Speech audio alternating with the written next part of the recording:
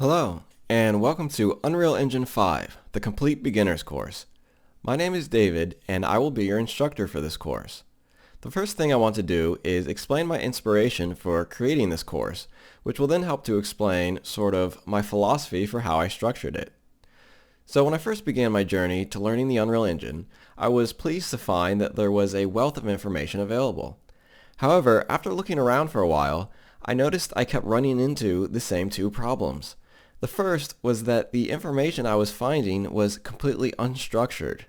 So I could find information about lots of various topics, but each article would talk about other concepts and topics that I hadn't learned about yet, which made it difficult to understand that topic. So it was hard to find a good place to start, and even if I found one, I never knew where to go next. The second problem was that none of the articles or videos I was finding were going into extensive detail about the topics they were covering. So I would find lots of the same basic information over and over again about a specific topic, but then be completely unable to find information about the more advanced details of that topic. So bottom line, I noticed there was a lot of important information that was missing from the other guides and courses out there.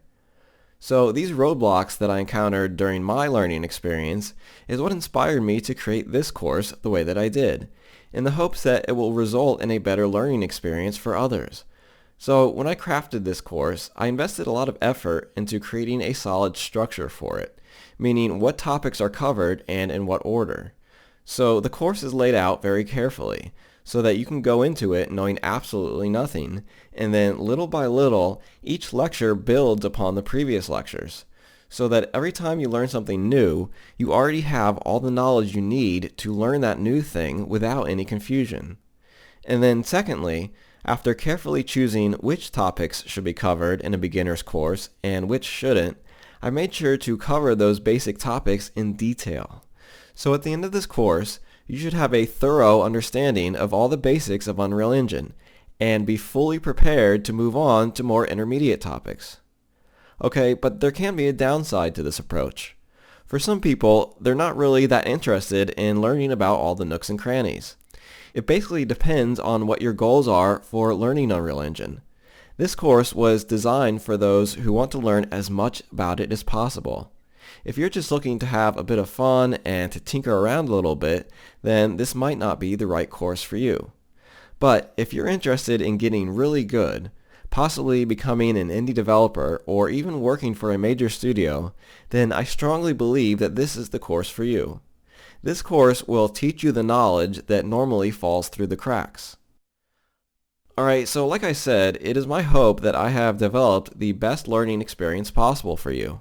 What I would really like, what my ultimate goal would be, is for everyone who takes it to consider this a 5-star course. So I have striven to make this a reality, but if, for some reason, you don't feel like I've done that, please send me a message to let me know what I can do to earn a 5-star rating from you, and I will do everything I can to improve the course to meet that standard. Alright, so in this course, you will be learning how to use what many consider to be the best game engine in the industry, the Unreal Engine. For the remainder of this video, I will first give a quick history of the engine, then I will go over what will be covered in this course, and then I will show you the demo game that we will be creating in the tutorial videos for this course. So, starting with the history of the engine. In 1998, the game development studio Epic Games released a first-person shooter called Unreal. The game was a hit, and it spawned other successful sequels such as Unreal Tournament. The same year the game was released, Epic Games decided to start licensing the engine it had built to create it, which is simply called the Unreal Engine. So other game development studios, instead of having to write their own game engines from scratch, could instead pay a fee to use this game engine that Epic Games had already built. So this turned out to be a great business model for Epic Games, and they continued to invest heavily in developing their game engine. So since 1998, newer versions of the engine have come out, and we are now on Unreal Engine 5, which was released in 2021. So the Unreal Engine has been used to create countless numbers of blockbuster games and game series, including Fortnite, BioShock, Gears of War, Splinter Cell, Rainbow Six, Borderlands, Dishonored, Mass Effect, the Batman Arkham series, and many, many more. The biggest disadvantage of the Unreal Engine was that for a long time it was too expensive for anyone but large companies and wealthy individuals. However, in 2015, Epic Games changed their licensing for the Unreal Engine to make it completely free to download and use. The only catch was that developers had to pay a 5% royalty on all sales over $3,000. In 2020, Epic Games raised this amount to $1 million. So as of today, if a developer makes over $1 million on a project created with the Unreal Engine, they must pay Epic Games a 5% royalty on any money earned beyond that first million. Alright, so now that we've gone over the history of the engine, let me give you a brief outline of the course. The course is divided into 9 sections. The first section, Getting Started, will help you get the engine installed and will introduce you to some basic concepts. The second section will teach you about the level editor, which is used to create the environments for your games. The third section, Actors, will teach you about the various types of entities available in Unreal to help you craft your environments in your games. The fourth section, Blueprints, will cover Unreal's blueprint system, which is a way to script logic for your game without having to know code. In essence, blueprints are a way for you to tell the engine how your game should function and what its rules are. The fifth section will cover how to create playable characters for your game and how to set up input for them. The sixth section will cover collisions, including how the engine detects collisions and how to take damage from objects when colliding with them. The seventh section will cover user interfaces and show you how to create menus and HUDs for your game. The eighth section will cover audio, showing you how to add music and sound effects to your game. And then the final section will be used to cover any additional topics that don't fit into one of the previous categories. So by the end of this course, you should have a solid understanding of how the Unreal Engine works and how to develop games for it. Alright, so now let's take a look at the demo game.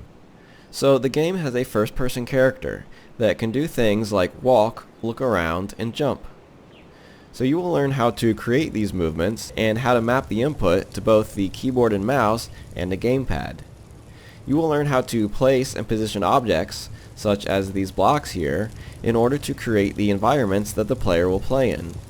You will learn about things like collisions, damage, and HUDs, and how to combine that knowledge so that when the player collides with something harmful, you can visually see the player losing health. You will also learn how to handle player deaths, and how to create menus such as this Game Over menu. You will learn how to set up an item collection system, so that when the player runs into collectible items in the game, like this orb, it will disappear from the environment and be added to their inventory. You will learn how to create custom objects, such as these platforms here, and how to give them a simple animation.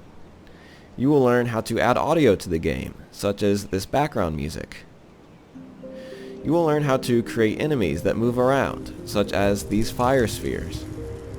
Okay, so if I reach the door at the end of the level, I will get a message informing me that I must collect all 3 orbs in order to open the door. So let me look for the final orb.